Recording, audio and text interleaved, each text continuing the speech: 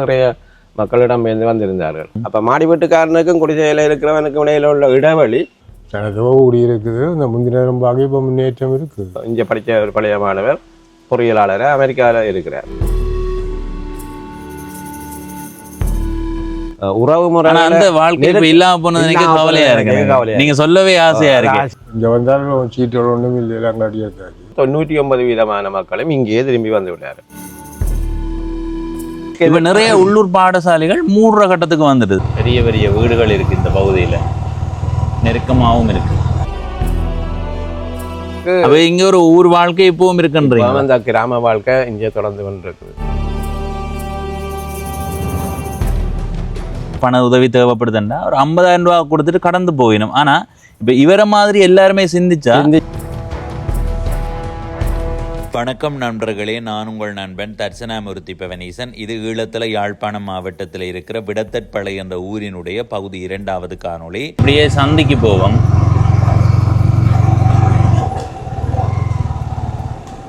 சரி, இந்த சந்திக்கு வந்துட்டோம். இடப்பக்கம் போவோம். இனி இப்படியே நேர போவோம். சரியா?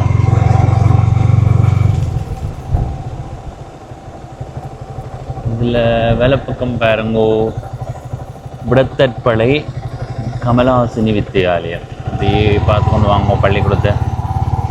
இந்த பள்ளிக்கூடத்தில் யார் யாரெல்லாம் படிச்சிருக்கிறீங்களோன்னு சொல்லுங்க பார்ப்போம். இந்த நுழைவாயிலோட ஒரு பெரிய மரம் பார்க்கவே நல்லா இருக்குது. சரி, இப்படியே போவோம்.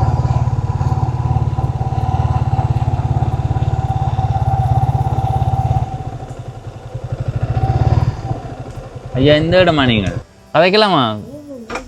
வணக்கம் ஐயா. வணக்கம். பதிவு செய்யலாம் தானே? போவோம். இந்த ஊர்ல மக்களினுடைய வாழ்க்கை முறை எப்படி இருக்கு? உத்தியோகம் வண்டி பெரிய தோட்டக்காரங்க மக்கக்காரங்க உத்தியோகம் ஒரு காவாய் திட்டத்தில் இருக்கிறோம். வெளியூர் நாடுகளில் இருக்கிறோம். குடியிருப்புகள் முதல் இருந்த மாதிரியே இருக்கா, இல்லை கூடி இருக்கா, குறைஞ்சிருக்கா? தனதோ கூடி இருக்குது. இந்த முந்தின ரொம்ப இப்போ முன்னேற்றம் இருக்குது. எந்த அளவில் முன்னேற்றம்? எல்லாம் கொஞ்சம் வீடெல்லாம் மண் வீடுகள் தானே, ஓட்டு விடா போச்சு. எத்தனையாம் ஆண்டுக்கு பிறகு இந்த வளர்ச்சி வந்தது? 65 பிறகு. 65 பிறகு படிப்படியாக முன்னேற தொடங்கிது. அதுக்கு பிறகு யுத்தத்தால பாதிக்கப்பட்ட ஊருக்குள்ள இதுவும் ஒன்றுதான். இப்ப அந்த யுத்தத்தால இந்த ஆண்டு கால பகுதியில பாதிக்கப்பட்டது, அதால எவ்வளவு பாதிப்பு இந்த ஊருக்கு? அந்த தொடக்கம் 86 இடம்பெயர்ந்து 95 96 அங்க இருந்து வந்தது சொல்றீங்களா? வெளிகாமத்தில இருந்து வந்து இங்க இருந்தவே இங்க நாங்களும் கூட போட்டோம். நீங்கள் பிறகு 96 நீங்களும் சேர்ந்து வெளிக்கிட்டதா? நீங்க உங்களோட பிறந்த ஊரே இதுதானே? நீங்க அந்த இடப்பெயர்வு கால பகுதியில் எங்க இருந்தீங்க? நாங்கள் வெள்ளை எடுக்கிறதே இருந்தாங்க. எத்தனை ஆண்டுக்கு பிறகு திரும்ப வந்தீங்க? ஒரு 3 வருஷம் கழிச்சு வந்துட்டோம். வரும்போது எப்படி இருந்த இடங்கள்? வீடுகள் எல்லாம் அந்த நேரமே பெரிய பெரிய வீடுகள் இருந்ததா? நாங்கள் எல்லாம் புது வீடு போட்டோம். அப்போ இங்கே வந்தாலும் சீட்டோட ஒன்றும் இல்லை, எல்லாம் கட்டி எடுத்தாச்சு. அங்கே வெளிகாமத்தில் இருந்து இடம்பெயர்ந்து வந்தவர்கள் இந்த பகுதிகளிலேயும் வாழ்ந்தவர்கள். அப்போ என்ன மாதிரி அவர்கள் இந்த வாழ்க்கை முறை இங்கே இருந்தது? வீடுகள் அமைச்சவே சொந்தக்காரர் தெரிஞ்சதான் குண்டா வந்து தெரிஞ்ச இடங்கள்ல இருந்து அப்படி தெரிஞ்சா கூட இருந்து எங்கள்கிட்ட உள்ள இருந்தவை இருந்து எங்கள்கிட்ட அந்த குடிவீடுகளாகலாம் வந்து இருந்தவை. அவர்கள் இங்க வந்து இருந்து எவ்வளவு காலத்துக்கு பிறகு போனவே? அது ஒரு 1.5 வருஷம் அப்படி இருந்தது. அங்கே பெறலாம் வந்து கூப்பிட்டு அப்புறம் போனோம். அந்த கால பகுதியில இங்க உயிரிழப்புகள் அப்படி இப்படி எதுவும் பதிவாகினதா? 2-3 அந்த செல் அடிச்சு வந்து வலிக்கிட்டு பூ வைக்க அப்படி பக்கத்துல. தென்னந்தோப்புகள் முதல் இருந்த மாதிரியே இருக்கா, இல்ல குறைஞ்சிருக்கா? சில பேரை கேட்கும்போது சொல்லிச்சினும் அந்த பக்கம், அதாவது இந்த கெட்பேலி வீதியால இப்படி நேர கிளாலிக்கு போவோம்ல, போற பகுதியில பெரிய தென்னந்தோப்புகள் எல்லாம் நிறைய இருந்தேன். இப்ப இல்லையா? இங்க என்ன மாதிரி? இந்த இடம் தென்னம்பிள்ளைகள் தென்னை மரங்கள் இருந்த மாதிரியே இருக்கா, இல்ல குறைஞ்சிருக்கா? தென்னை மரம் இந்த ஊர் மக்களுக்கு எந்த அளவுக்கு முக்கியமானது? சரி ஐயா, நன்றி. சரி, அந்த ஐயாவோட கதைச்சனா இப்படியே இந்த வீதியால கொஞ்சம் தூரம் போவோம்.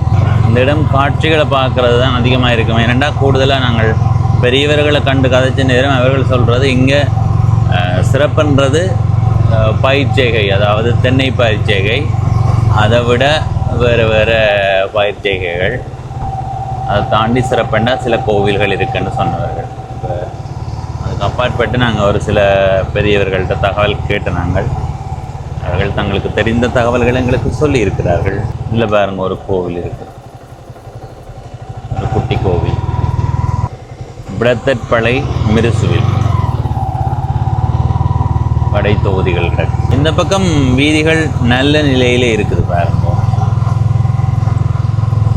நாங்கள் மற்ற பக்கத்தில் இருந்து தான் வந்து நாங்கள், ஏனெண்டா இப்போ இந்த பகுதியை பார்த்தீங்கன்னா கூடுதலாக வாரவர்கள் இந்த பகுதியோடு கடந்து போவார்கள். ஆனால் உள்ளுக்கு போகிறதுக்கான சந்தர்ப்பத்தை உருவாக்கி கொள்ள மாட்டார்கள். உள்ளுக்கு போனால் தான் தெரியும் உள்ளுக்கு அவ்வளவு மோசமாக வீதிகளை விட்டிருக்கிறார்கள்.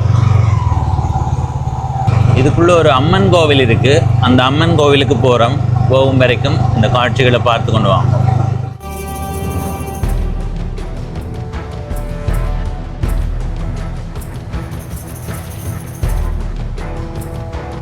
சரி, இதில் வேலை பக்கம் திரும்புவோம். இதுக்குள்ளே தான் ஒரு கோவில் இருக்கு. இதில் இடப்பக்கம் கட்டடங்களோடான, இதுக்குள்ளேயும் ஒரு கோவில் இருக்குது, இந்த பக்கமும் ஒரு கோவில் இருக்குது. இந்த கேணியில் பெருசை பாருங்க, இது குளம். என்ன குளத்துக்கு சுத்தவரை கட்டி இருக்கிறாரு. அந்த இதில் ஒரு கோவில் இருக்குது. இதில் பாம்பு போட்டு பயமாக இருக்குது.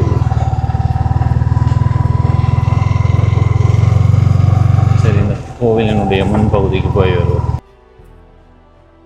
தான் கோவிலினுடைய முன்பகுதி. அப்படியே எதிர்பக்கம் பாருங்க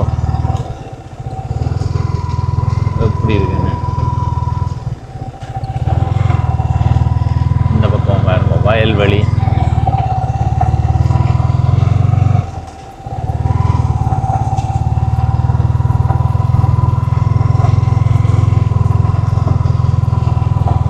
இது விடத்தற்பளைக்குள்ளே வருதா அல்லது வேறு ஊருக்குள்ளே வருதா எனக்கு தெரியல. ஆனால் கூகுள் வரைபடத்தில் விடத்தற்பளைக்குள்ளே தான் காட்டுது, அதனால் காட்டியிருக்கிறேன்.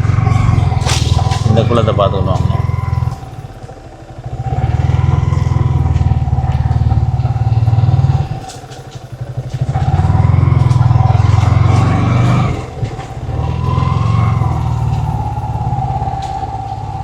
சரியா, கட்டட வேலைகள் நடக்குது.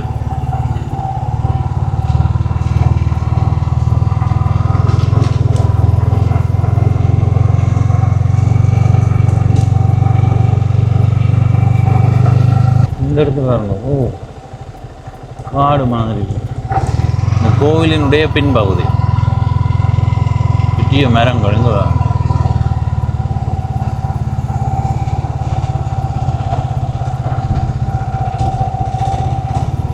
கூகுள் வரைபடத்தின் அடிப்படையில் இந்த இடத்தோட விடத்தற்பளை முடியுது.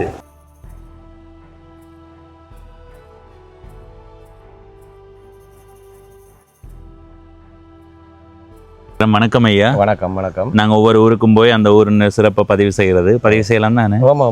விடத்தற்பளை என்ற ஊருக்கு இந்த பெயர் வந்ததுக்கான காரணம் தெரியுமா உங்களுக்கு? ஆரம்ப காலத்துல இங்க விடத்தல் என்று சொல்லப்படுகிற மரங்கள் அதிகமாக இருந்த காரணத்தினால, மற்றது இது ஒரு விவசாய கிராமமாக இருக்கிறது. மற்றது இங்கே இருக்கிற மக்களுடைய பிரதானமான தொழில் கமமும் விவசாயம் செய்கிறதும். அதால அந்த ஒரு தீவு மாதிரி இருக்கிற காரணத்தினால, ஒரு கரையோர பிரதேசமாக இருக்கிற வயல் சூழ்ந்த நிலம் இருக்கிற காரணத்தினால விடத்தல் தீவு என்ற ஒரு பேர் வந்தது. ஆனால் கூடுதலாக நாங்கள் அவதானிக்கிற போது தென்னை மரங்கள், அடுத்தது இப்போ மாரி காலங்களில் வயலையும் அதிகமாக பார்க்க முடியுது. அதை விட வேற பயிர்கள் செய்கிறதா இங்கே? வடமாகாணத்துக்கு தேவையான மரக்கறிகளை, மற்றது பச்சை மிளகாய் போன்றவற்றை உற்பத்தி செய்கிற பிரதானமான கிராமங்களில் விடத்தற்பளை முக்கியமான ஒரு கிராமம். கூடுதலாக அவதானிக்கும் போது இங்க இருக்கிற மண் வகையை பார்க்கும்போது சாதுவான மணல் தன்மை மாதிரி இருக்குது. கூடுதலாக அது என்னென்ன பயிர்களுக்கு உகந்தது? மரக்கறி பயிர்களுக்கு மிக பொருத்தமானது மணல் சார்ந்த இருவாட்டி மண். இது தனி மணல் மண் இல்ல, இருவாட்டி மண், பசலையோட கலந்த இருவாட்டி மண்ணாக இருக்கிறதால மரக்கறி பயிர்களுக்கு பிரசித்தி பெற்ற ஒரு நிலமாக அல்ல மண்ணாக இருக்கிறது. அதே மாதிரி வயல் நிலங்களும் நெல் அதிக அளவில் உற்பத்தி செய்யக்கூடிய அளவான மண்ணை கொண்டதாக. அந்த வயல் நிலம் விடத்தற்பளைக்குள்ள தான் விடத்தற்பளைக்குள்ள வருது. சரி, உசனன்றது அதுக்கு அங்கால எங்களுடைய அயல் கிராமம் தான் அது. சரி, உசனன்றது அங்கால. விடத்தற்பளை என்ற ஊர் எந்த அளவுக்கு வளர்ச்சி அடைந்திருக்கு கடந்த காலங்களோடு ஒப்பிடும்போது? ஆரம்ப காலத்தோடைய ஒப்படைக்குள்ள விடத்தற்பழையன்றது மிக எதிர்மாறான முறையில் வளர்ச்சி அடைந்திருக்குன்னு தான் சொல்ல வேணும். என்னென்னு சொன்னால் அநேகமாக அந்த வெளி நாட்டுக்கு சென்ற இளைஞர்கள் யுவதிகள் போன்றவர்களால் கிராமத்துக்கு தேவையான முக்கியமான தேவைகள் நிறைவேற்றப்படும். அடிப்படை தேவைகளை நிறைவேற்றி கொடுக்கிறார்கள். உதாரணமா எங்கட பாடசாலையை பொறுத்தவரையில எங்கட கிராமத்தை சேர்ந்த பிள்ளைகள்லாம் கூடுதலாக அங்க கல்வி இருக்கிறார்கள். அது மட்டுமில்ல குறைந்த தொகை உள்ள மாணவர்களாக இருந்த போதிலும் இந்த முறை கூட 9 பாடங்களையும் ஏச்சித்தி பெற்ற மாணவி, 8 பாடங்கள்ல சி பெற்ற மாணவர்கள், 7 பாடங்களை பெற்ற மாணவர்கள் வந்து நிறைய எங்கட தென்மராட்சி கல்வி நிலையத்தில் ஒரு முன்னணிய பாடசாலையாக எங்களோட விடத்தப்பட கமநாசினி முயற்சியாலயம் அமைஞ்சிருக்கு. அது கூடுதலாக இதை நீங்கள் சொல்லிக்க நான் அதை குறைக்கிறதுக்கு மன்னிக்கணும்.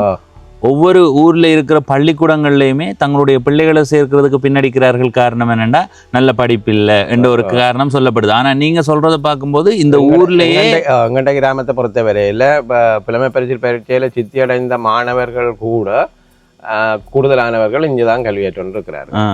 ஆனா வேற இடங்கள்ல சித்தி அடைந்த பெரிய பள்ளிக்கூடங்கள், வெளிப்பள்ளிக்கூடங்கள், வெளி பாடசாலையில பெரிய பாடசாலைகள் போராக்களும் இருக்கிறார்கள். இருந்த பொழுதும் கூடுதலான மாணவர்கள் இங்கேயே கல்வியை கற்றுக்கொண்டிருக்கிறார்கள். அதுக்கு முக்கியமான காரணம் என்னென்னா காப்போத சாதாரண தர பரீட்சையில நிறைவான பெரிய பெறுபவர்களை பெற்றுக்கொள்றதால மாணவர்களை பெற்றோர்கள் இங்கேயே கல்வி கற்பிக்கிறதுல ஈடுபடுத்துகிறார்கள். அடுத்தது சென்று வாரதிலையும் பெரிய சிரமங்கள் இருக்கு. போக்குவரத்து எங்களோட வீதிகள் எல்லாம் மிக மோசமான ஒரு நிலைமையில இருக்குது. நாங்கள் எங்கெல்லாம் போனாங்க எனக்கு தெரிந்து இந்த பள்ளிக்கூட வீதியும் இதுக்குள்ள இருக்கிற ஒரு சில வீதிகளை தவிர மற்ற எல்லா வீதிகளும் மோசமான நிலையில இருக்குது.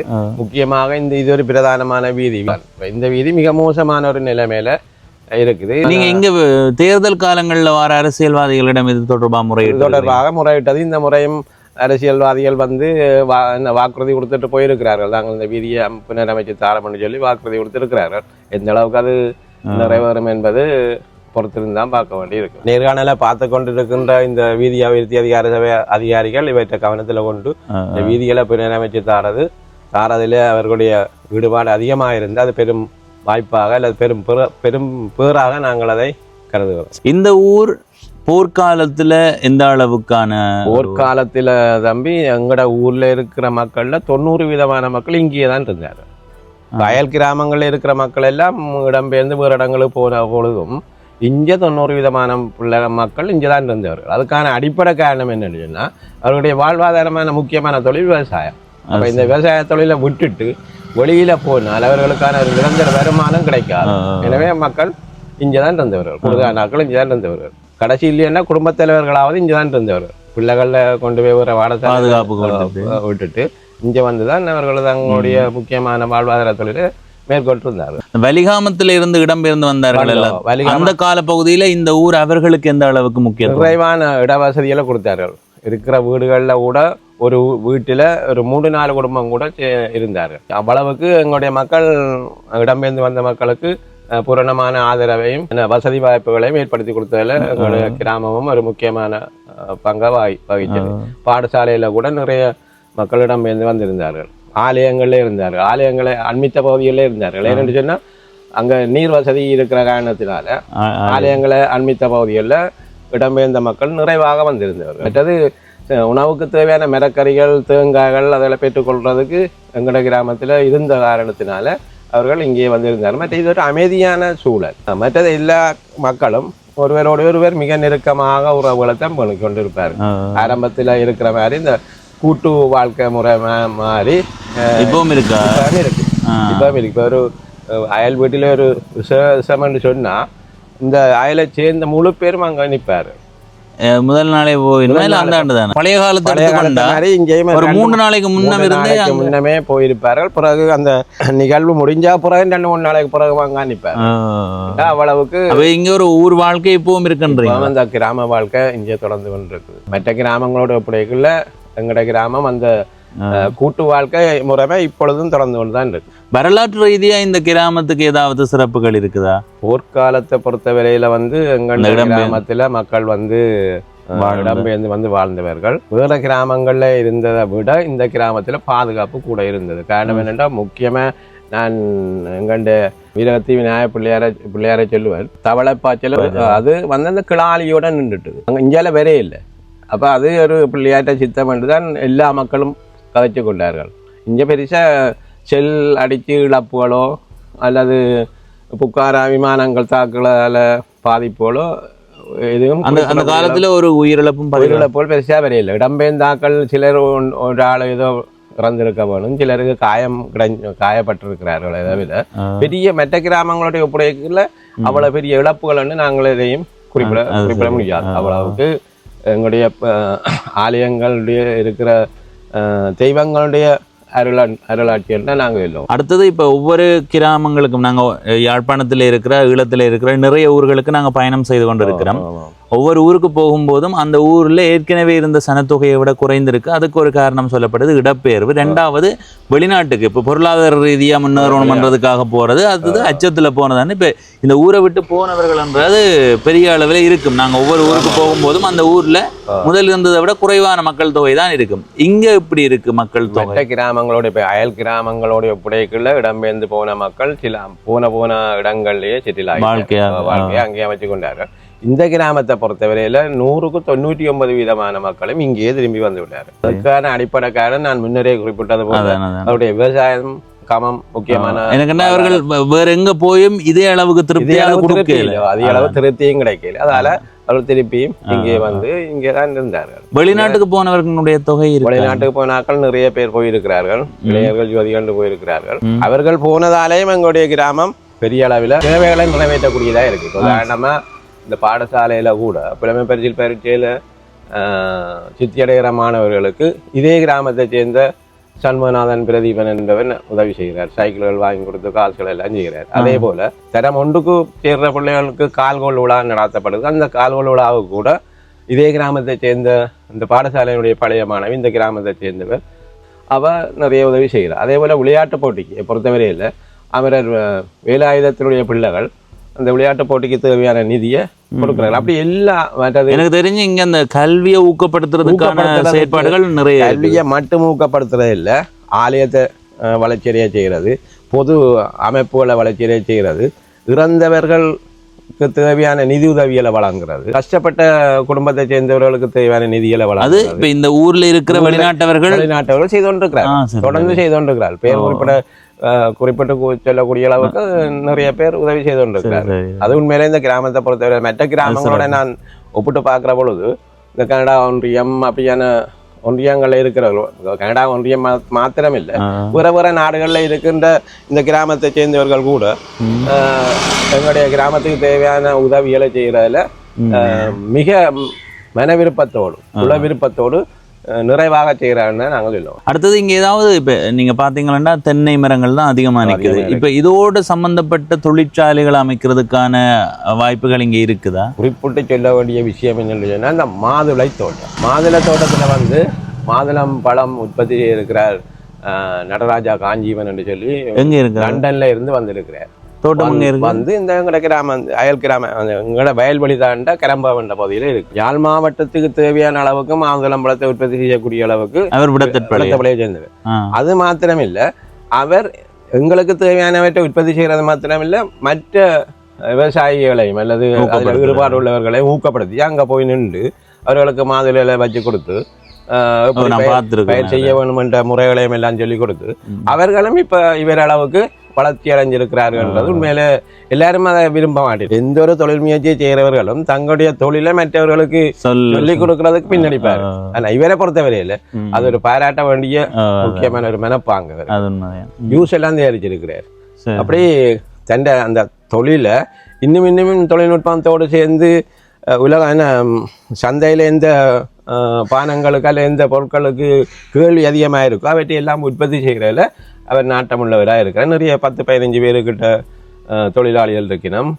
மற்றது பால் மாடுகள் வச்சிருக்கிறார், ஜோக்கெட் எல்லாம் தயாரிக்கிறார். உண்மையில நான் அதைத்தான் எதிர்பார்க்கிறேன். இப்ப நீங்க கூடுதலா இந்த சமூக வலைத்தளங்கள் அவதானிச்சு பார்த்தா நிறைய பேர் வந்து இப்போ ஒரு ஆளை பார்த்தா அவர் சிரமப்படுறார், அவருக்கு கரைச்சல் இருக்கிறார், பண உதவி தேவைப்படுதுன்னா ஒரு 50,000 ரூபா கொடுத்துட்டு கடந்து போயிடும். ஆனா இப்ப இவர மாதிரி எல்லாருமே சிந்திச்சால் தொழில் வாய்ப்புகள் மூலமா மற்றவர்களை வளர்ச்சி அடைய வைக்கலாம். எங்க நாட்டின் பொருளாதாரம் எங்களுக்குள்ளேயே இருக்கும். என்ன இப்ப அதை தாண்டி ஒரு ஆளை கண்டுட்டு அவருக்கு 50,000 20,000 கொடுத்துட்டு போனா நாளைக்கு அந்த காசுங்கள்ட்ட இருக்காது. ஏதோ ஒரு தேவைக்காக செலவழிச்சு போடுவோம். பழமொழி இருக்கு, மீன் தேவையானவருக்கு மீனை கொடுக்காம இருக்கு, தூண்டில மீன் பிடிக்கிறதுக்குரிய வழிமுறையை தூண்டில கொடுத்து அதை பழக்கி விட்டால் அவர்கள் தங்களுக்கு தேவையானவற்றை தாங்களே பெற்றுக் கொள்ற மாதிரியான ஒரு செயல்பாடு இந்த மாதுளை தோட்ட உற்பத்தியாளர்கிட்ட நினைப்பாங்க. அவர் இங்க மட்டும் இல்லை, வேற வேற கிராமங்கள், அயல் கிராமங்கள்ல இயக்கச்சி அப்படியான கிராமங்கள் எல்லாம் போய் அவங்க யாழ்ப்பாணம் பலியாம பகுதிகளில் கூட அந்த உற்பத்திகளை செய்து மற்றவர்களும் தன்னை போல முன்னேற வேணும். எங்களுக்கு நாட்டுக்கு அதன் மூலமா வேலை வாய்ப்புகளும் கூட போகும். இங்க இருந்து பிள்ளைகள் எல்லாம் போய் அங்கால பதிவு வச்சு மரங்களை மாதுளம் பதிவு வச்சு அப்படி எல்லாம் செய்து கொடுக்குறாரு. அதே போல இங்கே வேற வேற தொழில் வாய்ப்புகளும் முன்னேற்றம் அடையமா இருந்தா உண்மையில எங்கண்ட கிராமம் தங்களுடைய தேவைகளை நிறைவேற்றக்கூடிய அளவுக்கு ஒரு நிறைவான நிலையை அடையலாம் என்று நான் எதிர்பார்க்கிறேன். பொருளாதார ரீதியா இந்த ஊர் போருக்கு பிறகு அல்லது வெளிநாட்டுக்கு பிறகுதான் முன்னேறி போனதா இல்ல அதுக்கு முதலே பெரிய வீடுகள் அப்படி இப்படி? ஆரம்ப காலத்திலேயே தம்பி இங்க மாட்டு வண்டியிலாம் கூட பிரயாணத்துக்காக பயன்படுத்தப்பட்ட ஒரு சாதனம். ஏனென்றா இங்க உற்பத்தி செய்யப்படுகின்ற பொருட்களை எல்லாம் சந்தைப்படுத்துறதுக்கு மாட்டு வண்டியில தான் பயன்படுத்தினார். ஒவ்வொரு வீட்டிலையும் ஒரு வண்டியில் அல்லது 2 வண்டியிலாவது இருக்கும். மற்றது வயல் வேலைக்கு அதை பயன்படுத்தினார்கள். என்ன நெல் விதைக்கிறதுக்கு பசலைகளை ஏற்றி கொண்டு போய் அங்க போடுவார்கள். பிறகு நெல்லை வெட்டி அறுவடை செய்து அவற்றை ஏற்றி வருவார்கள். பிறகு சூடடிக்கிறதுக்கு எருத்து மாடுகளை பயன்படுத்துவார்கள். சூடடிக்கிற விட முந்தைய இந்த இயந்திர சாதனங்களை விட இந்த சாதனங்கள்லாம் கூட பயன்படுத்தப்பட்டது. அப்ப அதுகளெல்லாம் ஒரு பழமையான நிலைமை. இப்ப அதெல்லாம் அப்போ மாட்டு வண்டியில் வச்சிருந்தாலே அது பெரிய வசதியான ஆக்கள். மற்றது உணவு உற்பத்தியிலே கிராமத்தை பொறுத்தவரையில நாங்கள் கடையில வாங்குறது மிக மிக குறைவு. ஒரு சிலர் வாங்கிறமே தவிர ஆரம்பத்தில். இப்ப கூடுதலாக எல்லாரும் வாங்குற அளவு நிலையிலையும் இருக்கிறோம். ஆரம்பத்தில் தங்களுக்கு தேவையான தாங்களே உற்பத்தி செய்து நெல்லண்டா என்ன, மிரக்கறி என்றா என்ன, கிழங்கு வகைகள் என்றா என்ன, இந்த பெனம்பாத்தியல் எல்லாம் போட்டு புழுக்கொடியல் மற்றது பினாட்டு மற்றது ஒடியல் எல்லாம் தயாரித்து வைப்பார்கள் மாறி காலத்துக்கு தேவை என்று சொல்லி. அப்படியான ஒரு நல்ல ஒரு பெற்றோட செய்கிற வேலைகள், எதிர்காலத்துக்காக செய்யப்படுகின்ற வேலைகள் எல்லாம் இந்த கிராமத்தில் மற்ற கிராமங்களில் இல்லையாண்டு இல்லை, இங்கே அது ஒரு பரம்பரையாக தொடர்ச்சியாக அதை பேணி வந்த ஒரு முறைமை பாராட்டக்கூடிய ஒரு விஷயம். அடுத்தது இங்க நிறைய பனை மரங்களும் இருக்குது. அதால பனம்பழத்துல பலகாரங்கள் செய்கிறது, மற்ற அந்த காடி பெனங்கான்னு சொல்லி அதெல்லாம் தயாரிச்சு சாப்பிட்றது, மற்ற பெனங்காய் புட்டு அவிச்சு சாப்பிட்றது, கிழங்காக்கி ஒடியல் புழுக்கொடியல் அப்படி எல்லாம் போட்டு சாப்பிட்றது, பின்னாட்டு எடுத்து சாப்பிட்றது, அப்படியான முறையிலுமே ஆரம்பத்திலிருந்தே இருக்கு. உங்களுக்கு இங்க இப்ப இருக்கிற ஒரு மக்களினுடைய தொகை எத்தனை தெரியுமா? 160 குடும்பத்துக்கு மேல இருக்கணும். இப்ப இந்த ஊர் மக்கள் பூர்வீகமே இங்கதானா அல்லது வேற இடங்கள்ல இருந்து வந்து இப்ப நான் கூட என் பூர்வீகம் இங்கே இல்லை. நான் எழுது மட்டும் என் சொந்த இடம். நான் இங்க வந்து எங்களுடைய தாத்தாக்களோட தான் ஓயில் படிச்சு பிறகு இயல் படிச்சு வேலையாகி பிறகு இங்கதான் மாறி பண்ணி இங்கே இருக்கு. ஆனா இப்ப எழுது மட்டும் வாழ விடத்தற்பழையாண்டு கேட்டா விடத்தற்பழை தான் சொல்லுவேன். இப்ப சொந்த இடம் விடத்தற்பழை அப்படி வெளியிடங்கள்ல இருந்து வந்து திருமணம் செய்திருக்கிறவர்களும் இங்கே இப்ப இருக்கிறார்கள்.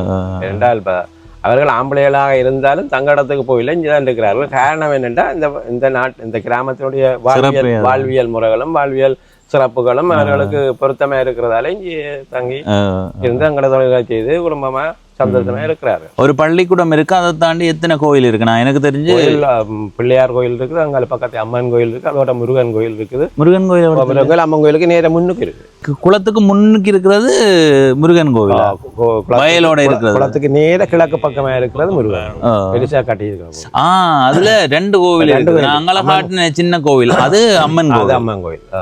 இந்த இதுதான் முருகன் கோயில். ஆரம்ப காலத்துல இந்த பள்ளிக்கூடத்தினுடைய வளர்ச்சி எப்படி இருந்தது? மாணவர்களின் சித்தி பெறும் விகிதம்? இங்கே படித்த பிள்ளை 9 எடுத்து போன பிள்ளைகள் ஜப்னாண்டூர்ல 3 எடுத்து அவர் பெரிய பெரிய இடங்கள்ல ஆரம்பத்துல இருந்து இந்த பள்ளிக்கூடம் நல்ல எத்தனையோ வைத்தியர்கள் ஆக்கிவிட்ட பாடசாலை, பொறியியலாளர்களை ஆக்கிவிட்ட பாடசாலை. இங்க படித்த ஒரு பழைய மாணவர் பொறியியலாளர் அமெரிக்கால இருக்கிறார்.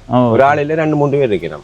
கூடுதலா இந்த இதே நான் கேட்டேன்னா அந்த உள்ளூர் பாடசாலைகள்ல நம்பிக்கையின்மையாக உருவாகி இப்ப நிறைய உள்ளூர் பாடசாலைகள் மூடுற கட்டத்துக்கு வந்துடுது. சில இடங்கள்ல அப்படி என்னன்னு சொன்னா அயல் பாடசாலைகள்ல பெரிய பெரிய பாடசாலைகள்ல நாட்டம் கொண்டு மக்கள் அங்க போற காரணத்தினால. ஆனா அதுக்கு உள்ளூர் பாடசாலைகள்ல இருக்கிற கல்வி முறைகளும் சரியா பிள்ளைகள் அக்கறை கொள்ளாத விதமும் இருக்கலாம். ஆனா இங்க அது சரியா நடக்குது. என்னன்னு சொன்னா அதுக்கு முக்கியமான காரணம் வெளிநாட்டு பங்களிப்புகள்லாம் அதுக்கு கூடுதலான காரணம். சரி. இரண்டாம் மாணவர்களுக்கு தேவையான வசதிகளை ஏற்படுத்தி கொடுக்கறதுல வெளிநாட்டவர்கள் முக்கிய பங்காற்றி கொண்டிருக்கிறார்கள். அது உண்மையா பாராட்ட வேண்டிய. அது உண்மைதான். ஏன்னா நான் அதை திரும்பவும் அதைத்தான் ஒரு ஆளுக்கு தனிப்பட்ட முறையில உதவியை கொண்டே கொடுக்கறத விட கல்வியையும் தொழில் முயற்சியையும் ஏற்படுத்தினாலே அந்த ஊர் வந்து முன்னேறி கொண்டு எல்லாத்தையும் வீடு செய்து கொள்ளக்கூடிய அதுல இருந்து மற்றவற்றை பெற்றுக்கொள்ளக்கூடியதா இருக்கு. அது இந்த கிராமத்தை பொறுத்தவரையில ஒரு 50% மேல நடந்து கொண்டு இருக்கு.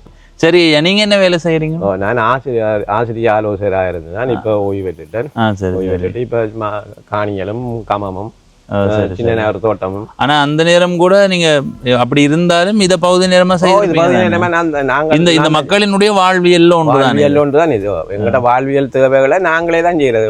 சம்பளம் கொடுத்து செய்யறது இப்பதான் கொஞ்சம் கூடவே இருக்குதே தவிர ஆரம்ப காலத்துல தங்களுடைய தேவைகளை குடும்பம் கூட்டு குடும்பம் இப்ப அறிவு வெட்டுறது தம்பி உதவி தம்பி எல்லாருமே சேர்ந்து அறிவு வெட்டுறது. இப்ப சூடடிக்கிறேன்றாலும் அதே மாதிரி எல்லாரும் சேர்ந்து சூடடிப்பாரு. இப்ப வீட்டு மேய்ச்சல்ண்டா கூட முந்தி கல் வீடுகள் குறைவு, மிக குறைவு.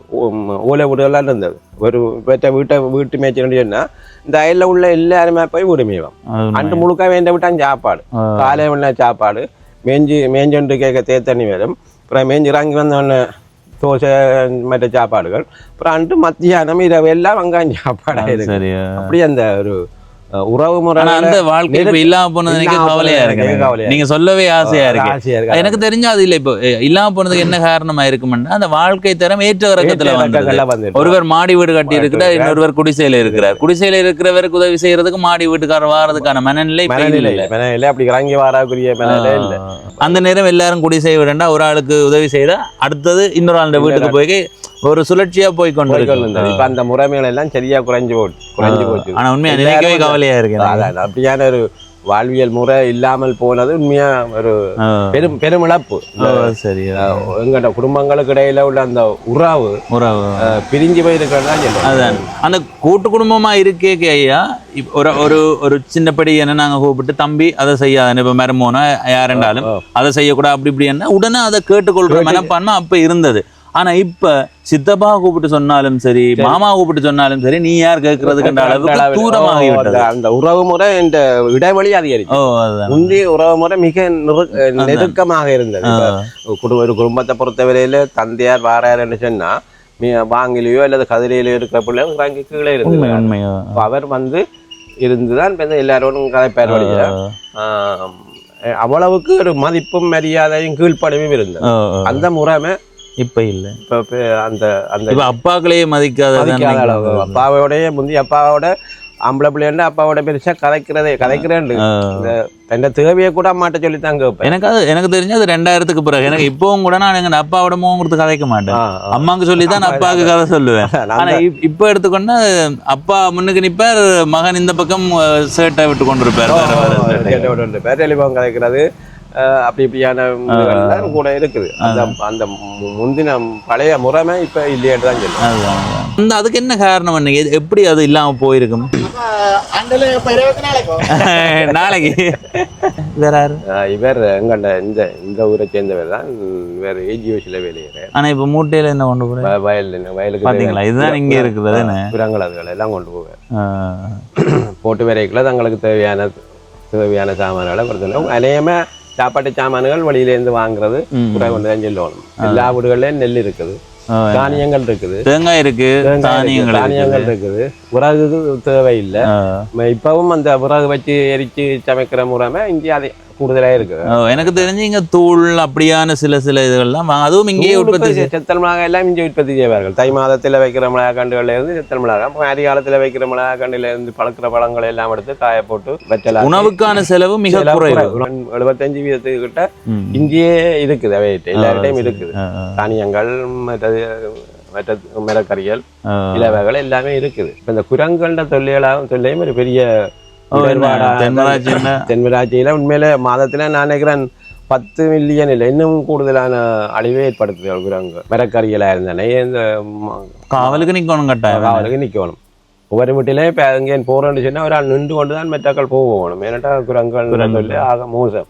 தனியாக இந்த பழங்கள் காய்களை சேதப்படுத்த வேண்டிய வீடுகளை சேதப்படுத்தி போட்டு ஓடுகளை கலட்டுறது, அண்டனாக்களை இடிச்சு கொடுத்துறது, அப்படியான நிலைமைகள் இருக்குது.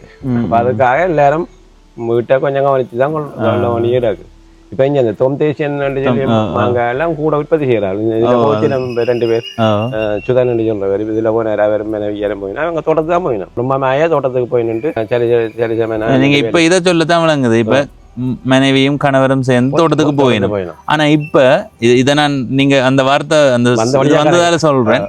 இப்ப ஒரு தோட்டம் செய்யறவரா இருந்தா அவருக்கு பெண் கொடுக்கணும் இல்லையான்னு ஒரு பேச்சு பெரிய அளவுல போகுது. இப்ப மாப்பிள்ளை என்ன வேலையா தோட்டம்ட்டா பொம்பளை பிள்ளைகள் வேண்டாமல் தான் சொல்றாரு. அது இப்ப கடந்து அதுங்கிற வாழ்வியல் இல்லாது வாழ்வியல் என்னன்னு சொன்னா இப்ப எங்கண்ட கிராம வாழ்க்கையோட ஒப்புடையக்குள்ள வெளிநாட்டு வாழ்வியல் முறை பெரிய ஏற்றத்தாழ்வான முறையில இருக்குது. நிறைய வசதி வாய்ப்புகள். ஆனா அது நீங்க சொல்றது விளங்குது. அது இங்க இருந்து பாக்க எங்களுக்கு அப்படி தெரியுது.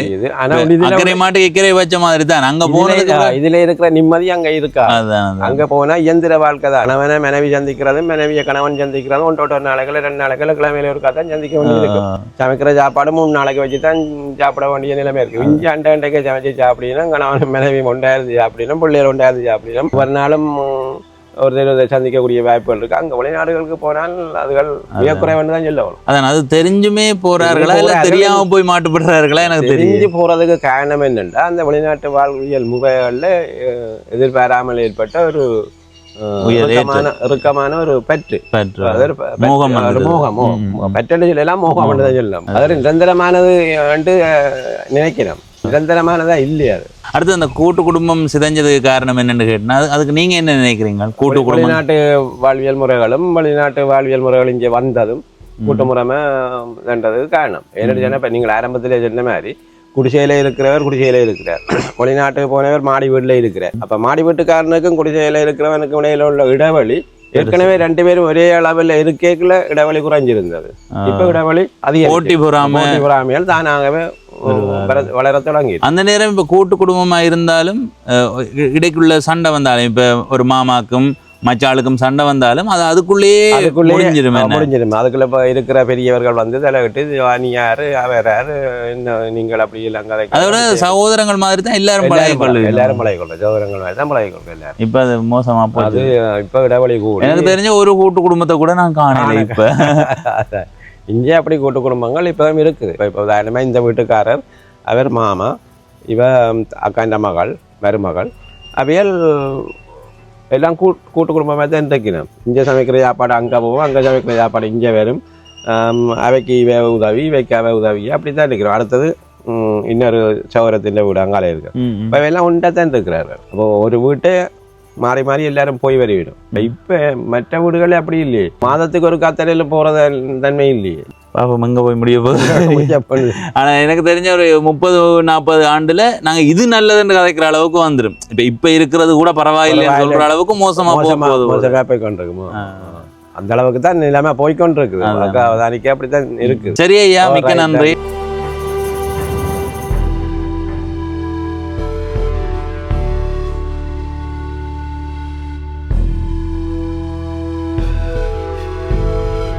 இன்றைய நாளில் விடத்தற்பளை என்ற ஊரை உங்களுக்கு சுற்றி காட்டி இருக்கிறேன். இந்த ஊர் வீதி அடிப்படையில் பார்க்கும்போது ஒரு குட்டி ஊர் மாதிரி இருக்கும். ஆனால் ஒரு பெரிய இடம். அதை விட தென்னை மரங்கள் தென்னந்தோப்புகள் மிக அதிகமாகவே இருக்குது. இந்த ஊருக்கு அதுதான் சிறப்பு என்று சொல்லலாம். விடத்தற்பளை என்ற அல்லது விடத்தற்பளை என்ற இந்த ஊர் உங்களுடைய வாழ்க்கையில் எந்த அளவுக்கு முக்கியமாக இருந்ததுன்றதையும் மறக்காமல் பதிவு செய்யுங்க. இப்போ இந்த காணொலியில் இருந்து விடைபெறுகிறேன். இதுவரை பவனீசன் என்ற இந்த யூடியூப் சேனலை சப்ஸ்கிரைப் செய்யாதவர்கள் சப்ஸ்கிரைப் செய்து பக்கத்தில் இருக்கிற மணிவத்தன் பெல் ஐக்கானை அழுத்தி இணைந்திருங்கள். அப்போ தான் நான் போடுற ஒவ்வொரு காணொலியும் உங்களை வந்து சேரும். நன்றி, வணக்கம்.